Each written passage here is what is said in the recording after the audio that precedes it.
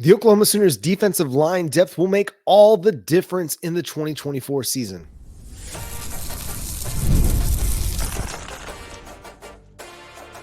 You are Locked On Sooners, your daily podcast on the Oklahoma Sooners. Part of the Locked On Podcast Network, your team every day.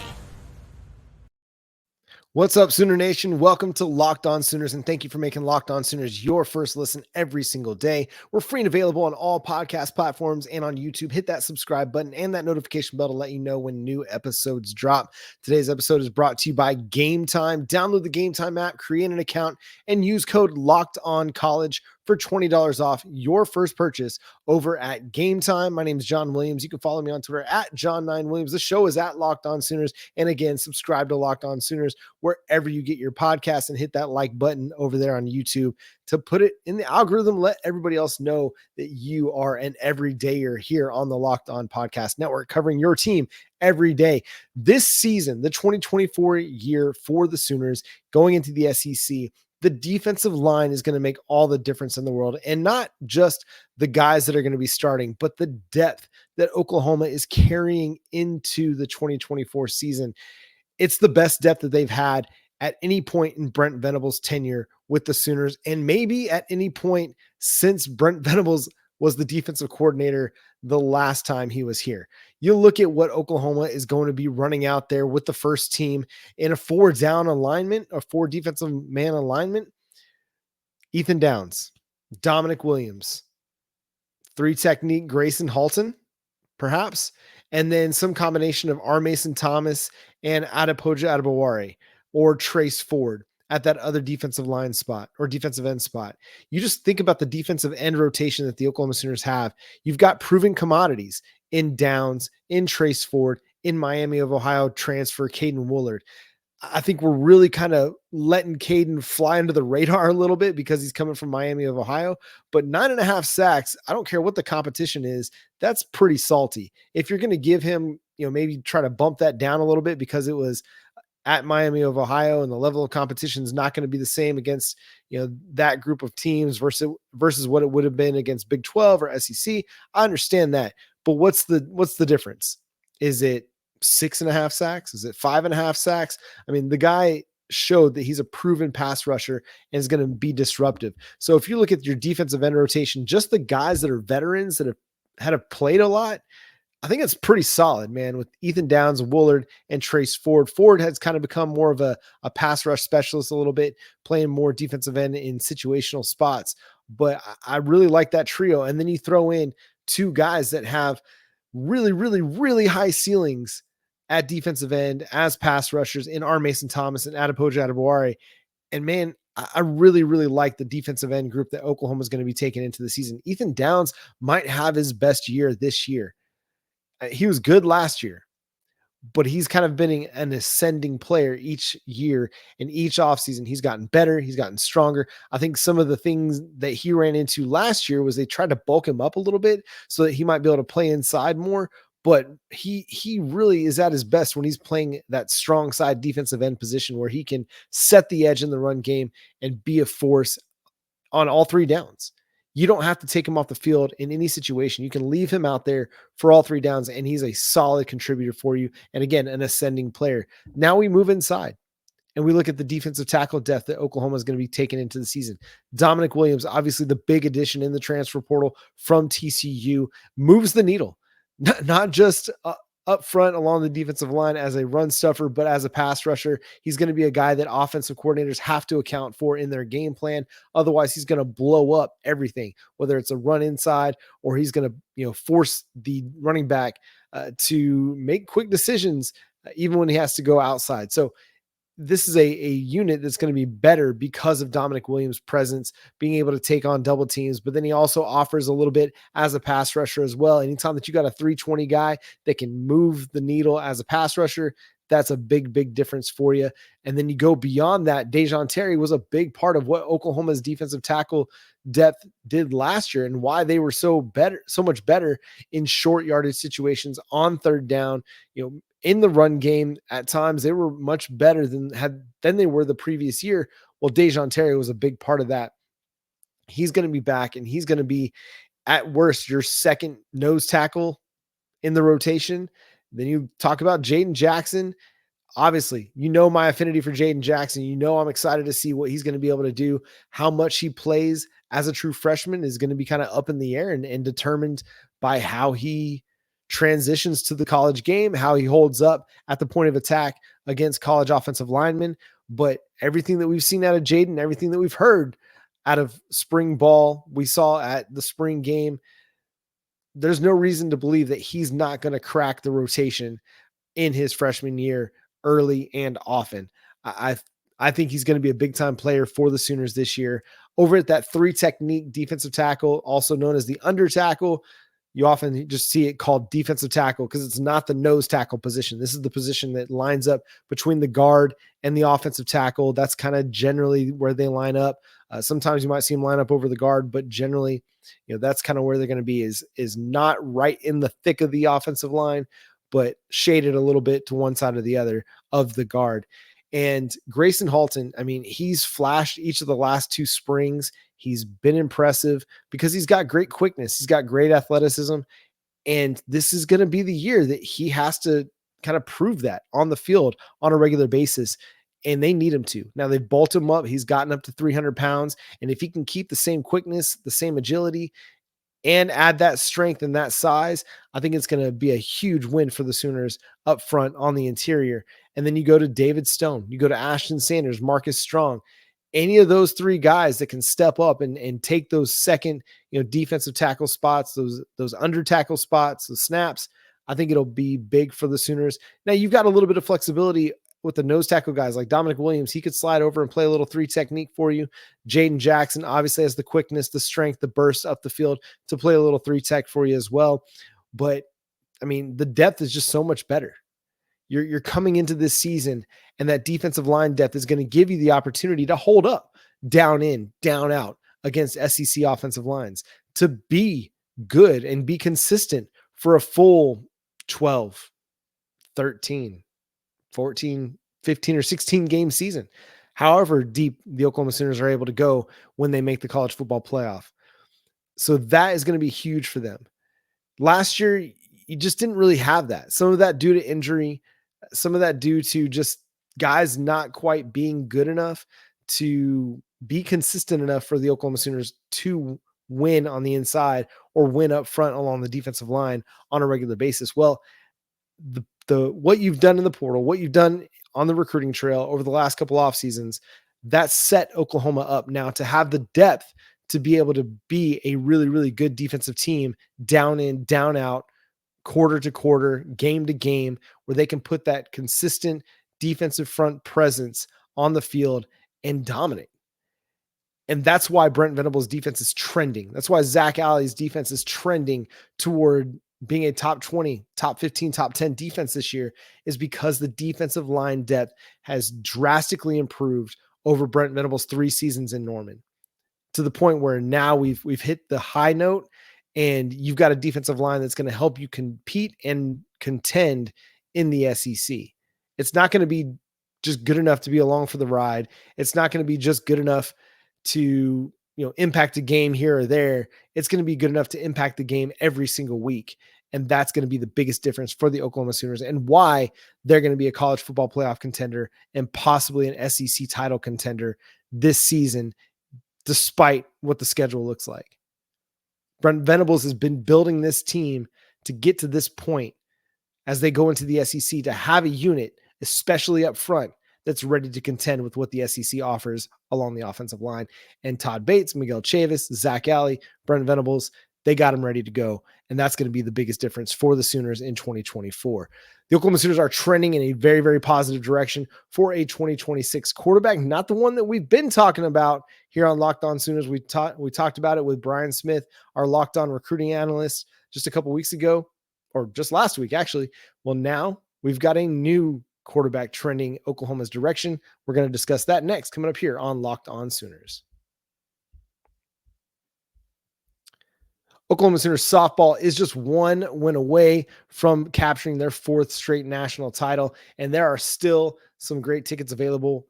Go to Gametime right now, and you can get in on the action over there. Gametime makes getting tickets even easier and faster. Prices on the Gametime app actually go down the closer it gets to tip off with killer last minute deals, all in prices, views from your seat, and their lowest price guarantee. Gametime takes the guesswork out of buying tickets for the Women's College World Series, the NBA, NHL, Major League Baseball, whatever you need tickets for. Gametime's got you covered.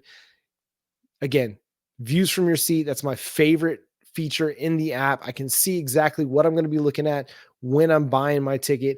I know what I'm going to get. I'm not going to be getting an obstructed view because I can see it in Gametime. So go download the app, use promo code Locked On College for $20 off your first purchase. Again, create an account and redeem code LOCKEDONCOLLEGE for $20 off your first purchase. Download the Gametime today. Last minute tickets, lowest price guaranteed.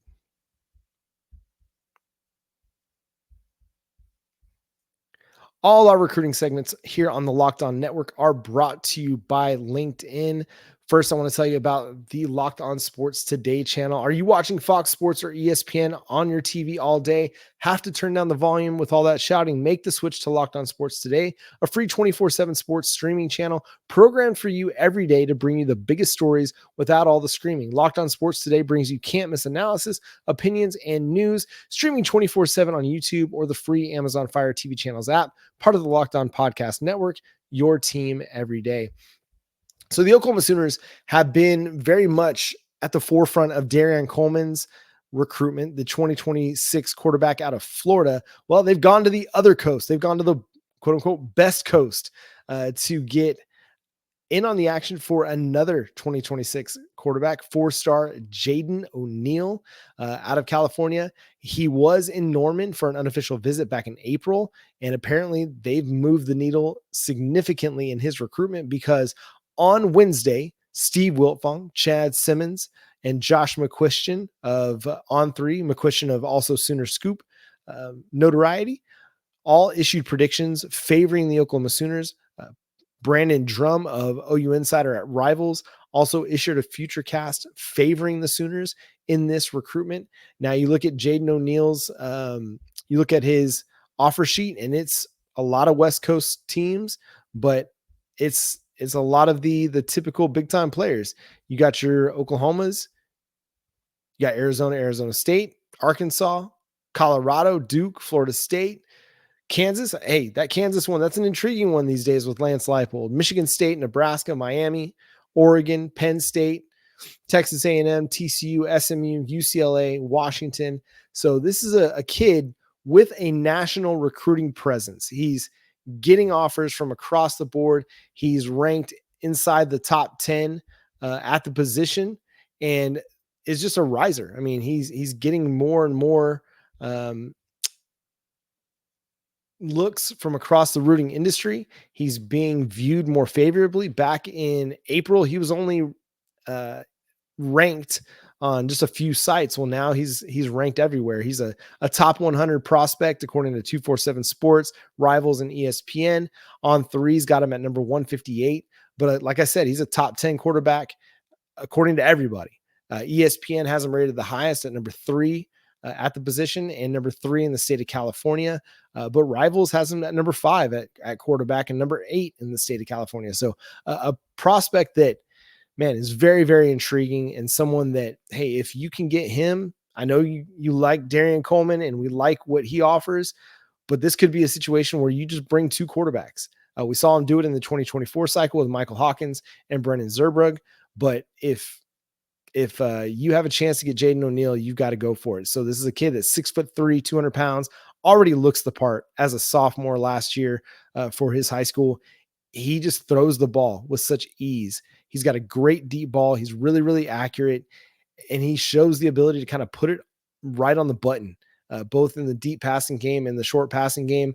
Like I said, he looks the part, has got great size, moves really, really well for his size, and looks like he's got really good awareness as well for a kid so young at the position. He sees the throw before it goes, throws with good anticipation, and he doesn't look like a kid that puts the ball in dangerous spots. He throws a ball that it's either going to be his guy that comes down with it or nobody that comes down with it. And like the arm strength. The release is a little bit funny. If you're looking at it, it has a bit more sidearm to it, but he makes it work. And he throws it again with really, really good accuracy. And he's able to get a lot of strength behind it too. I really, really like the way he climbs the pocket and moves within the pocket. It's subtle. And I think that's one of those intangibles that you don't always kind of pick up when you're watching a kid, because maybe they don't see a lot of pressure inside the pocket. Maybe the offensive line is so good that they're not under duress very often. Well, he does a really, really good job at stepping up into the pocket when the edge rush is coming. He does a really good job of just avoiding the pass rush and getting into spots where he can reset his feet and throw the football downfield. And that resetting of the feet, I think it's a really underrated aspect of this. We hear of guys that can throw off platform a lot. And that was the big thing about Spencer Rattler or Caleb Williams. And being able to throw off platform like a Patrick Mahomes, that's important. You got to be able to do it from time to time. But what's important on a consistent basis is being able to reset your feet when you're pressured, when you're having to move off your spot in the pocket, resetting your feet and getting your base underneath you so you can make a good throw. Because when you don't have a good base, when you don't have those feet set underneath you, it's going to make it hard to be consistently accurate on a regular basis. And so having good mechanics, and it all starts with the base. It all starts with footwork. You listen to any quarterback around the country, any quarterback guru, analyst. That's why you see quarterbacks work their footwork so much, right? Is because the base matters so much. Well, Jaden O'Neal does a really, really good job resetting his feet and then getting the ball downfield. Again, a really nice quarterback. Being that it's so early in the recruiting cycle, you get a little bit apprehensive about getting out over your skis a little bit too much in these recruitments because, dude, it's 2026. The early signing period for them is still more than a year away. So a lot could change, a lot could happen in that time to make this change. But given that guys like Steve Wiltfong, Chad Simmons of On3, Josh McQuistion of Sooner Scoop have all put in recruiting predictions this early in the cycle, I think bodes very, very well for the Sooners. And it seems like a commitment could be forthcoming. Now, there's no time frame on when a commitment could come down, but maybe he goes in a la Kevin Sperry and gets in the boat early so that he can begin peer recruiting guys from the 2026 recruiting class. Maybe not, though. Maybe he decides to continue to feel things out. He's got a lot of interests that haven't offered him over. If you look at 247 Sports, they do a really good job at tracking offers, tracking the teams that a player might be interested in. Well, he's got some big time programs that haven't offered yet that he's very much interested in, places like Alabama. And so you don't want to get over exuberant about where Oklahoma stands right now, because there's a long way to go in this recruitment and anything could happen, especially if a place like Kalen DeBoer or, Georgia and Kirby Smart get in on the action. That could definitely move the needle and change some things for the Sooners. But right now, things are looking really, really positive. If these predictions hold up, it looks like Oklahoma may have its quarterback preference at the very least for 2026, if not planning to take two quarterbacks in the cycle in both Jaden O'Neal and Darian Coleman. But I mean, if you're going to ask me to rank them right now, I'd have to kind of give Jaden O'Neal the edge a little bit, but Darian Coleman would be really close, in those rankings of if it's a 1A, 1B situation, as opposed to 1-2. To me, it's O'Neal 1, Coleman 2, but Darian Coleman is a really, really good quarterback in his own right, has a lot going for him as a prospect as well. So we'll continue to track those recruitments because obviously the quarterback moves the needle in every recruiting cycle, and Jaden O'Neal is certainly one of those that moves the needle. And if he does end up committing to Oklahoma, that'll be a big, big win for the Sooners, considering all the West Coast teams that are really trying to land the California prospect. The Oklahoma Sooners women's softball team took game 1 over the Texas Longhorns, now 1 win away from a 4th straight national title. We're going to talk about that next, coming up here on Locked On Sooners. When you're hiring for your small business, you want to find quality professionals that are right for the role. That's why you have to check out LinkedIn Jobs. LinkedIn Jobs has the tools to help find the right professionals for your team faster and for free. LinkedIn isn't just a job board.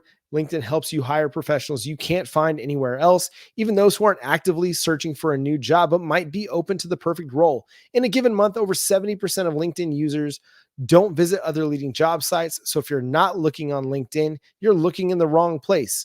On LinkedIn, 86% of small businesses get a qualified candidate within 24 hours. Hire professionals like a professional on LinkedIn.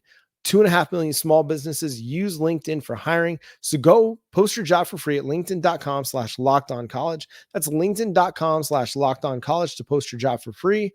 Terms and conditions apply. So the Oklahoma Sooners softball team got off to a banging start in the Women's College World Series final against the Texas Longhorns.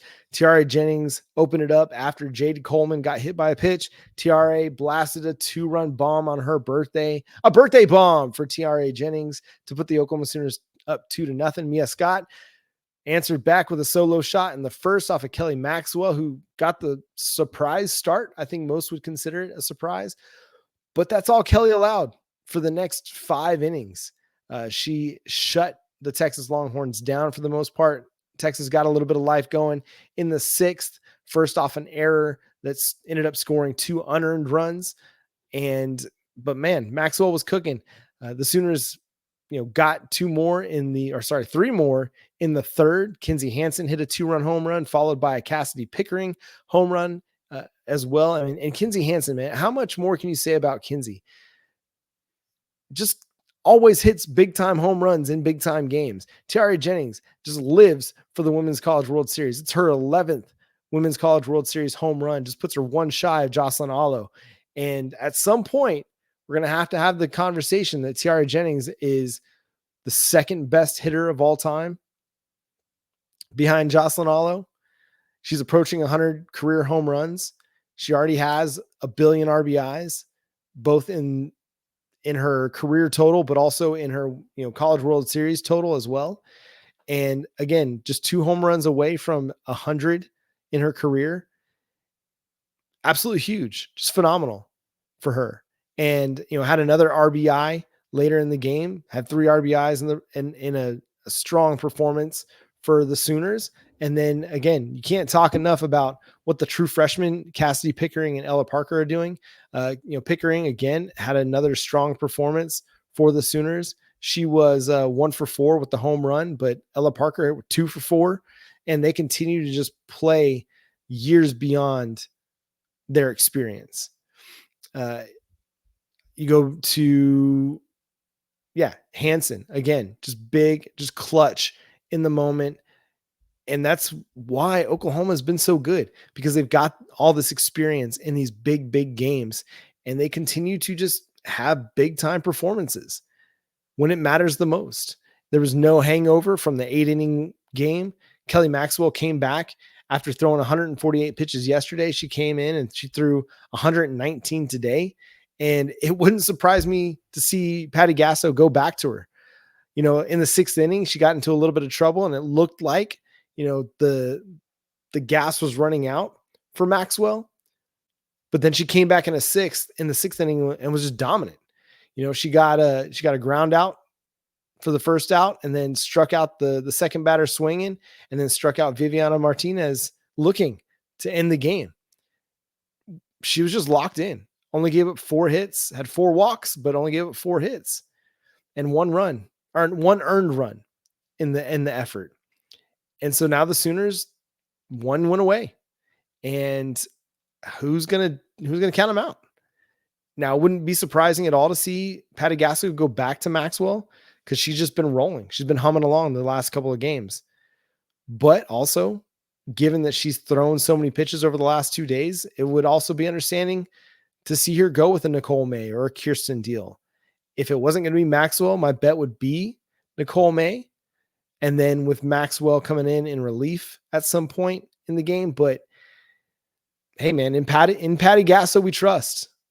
she's the GOAT for a reason. She's the greatest of all time for a reason. She's won 7 national titles for a reason, 6 in the last 10, 12 years for a reason, 5 straight women's college World Series finals for a reason. She knows what buttons to push, and she's going to have whoever it is in the circle, she's going to have them ready to go, ready to pitch, ready to play. Texas is a great offense. I mean, there's a reason why they rank so high in so many offensive categories, because they've got some really, really good hitters.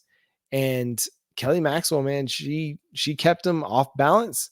She kept them from doing really any significant damage until that 6th inning, which a little bit of that precipitated by a Sydney Sanders error on a hot shot down to first base. But you got to be feeling good if you're a Sooner fan right now, because the way that Oklahoma responded against Florida, that's Oklahoma softball. The way they came out swinging today against Texas, that's Oklahoma softball. And they kept the pressure on the Longhorns all game long. There could have been a lot more runs scored. But again, that left on base bug got them a few times in this one as well. But tomorrow night, or Thursday night, I should say, 7 p.m. Central Time, the Oklahoma Sooners go back to war with the Texas Longhorns in a Red River SEC title game showdown. And if Texas can pull off the win and force a game 3, that'll be Friday night, 7 p.m. as well on ESPN. And we'll be around to talk about what goes down with the Sooners. But this team, man, just continues to do all the right things. They just continue to play so well. And before we get out of here, got to give a good shout out to Avery Hodge as well, who continues to have a fantastic run here in the Women's College World Series. Got on base multiple times, and then just showed off her base running prowess to help Oklahoma manufacture a run. She took a base on a wild pitch, and then when Reese Atwood wasn't aware that the strikeout of Jada Coleman was actually just the second out of the inning and lobbed the ball up into the air, Avery Hodge had the awareness to take third base, which was huge, because then all it took was Alyssa Brito. No, sorry. Tiare Jennings single is what it was. A Tiare Jennings single to bring in the run and provide more insurance for Kelly Maxwell. So just heads up base running. Again, doing the right things. And if they can continue to do the right things and take advantage of some, Texas miscues, which again, this Texas team, not a great defensive team, they can take advantage of those miscues by the Longhorns, which will come, then the Oklahoma Sooners will be looking at their 4th straight national title. But a lot of work still to do. It's a big time opponent in a big time game. And Oklahoma, they just got to take care of business. They do the things that they are capable of doing, they'll be in great shape on Thursday night. But that's going to do it for today's episode of Locked On Sooners. Thanks so much for tuning in, being a part of the show. Now go check out the Locked On Sports Today show. It's launched the first ever national sports 24/7 streaming channel on YouTube. And now it's also available on Amazon Fire TV and the free Fire TV channels app. Locked On Sports Today is here for you 24/7, covering the top sports stories of the day with the local experts of Locked On, plus our national shows covering every league. Find Locked On Sports Today now available on the free Fire TV channels app. You can also check out Locked On Chiefs, Locked On Cowboys, Locked On Mavs, Locked On Celtics, Locked On Thunder. Anywhere here on the Locked On Network, we've got a team covering your favorite team every single day. So again, stay tuned to Locked On Sooners. Subscribe to the show wherever you get your podcasts. We're free and available on all platforms and on YouTube. Hit that notification bell and that like button to let you know when new episodes drop. Follow me on Twitter at John9Williams. The show is at Locked On Sooners. But until next time, I'm John Williams. Boomer Sooner.